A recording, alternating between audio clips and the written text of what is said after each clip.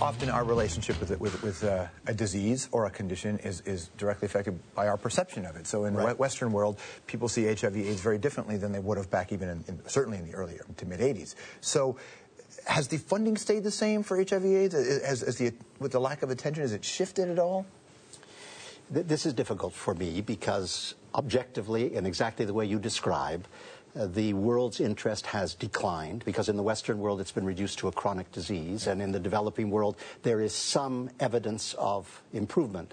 But there are 5 million people on treatment, 10 million people require treatment even as we're talking, and the resources that are dedicated to HIV and AIDS are declining.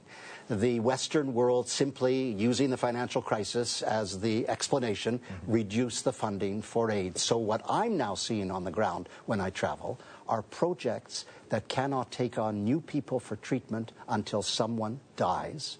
We're seeing increasing numbers of drug stockouts. We're seeing an incipient panic on the ground that the horrors of several years ago are about to be repeated again because the Global Fund replenishment failed, because the presidential initiative in the United States, even under Obama, has flatlined, and we don't have the resources. I mean, it is tragic that at the moment when you might turn the pandemic around, we don't have the resources, and that's where food comes in. It's really tied to everything, isn't it? Everything, absolutely everything. You cannot treat children, for example, unless they have nutritious food. It's not just food.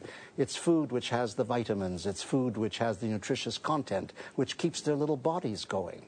And that's a struggle. I mean, the World Food Program has had to draw out of some places because of lack of funding. But that's why what you're doing, I don't want to overstate it, but what you're doing is so crucial, because making a country understand the value of a United Nations agency in this respect is, to be an ambassador is really something special.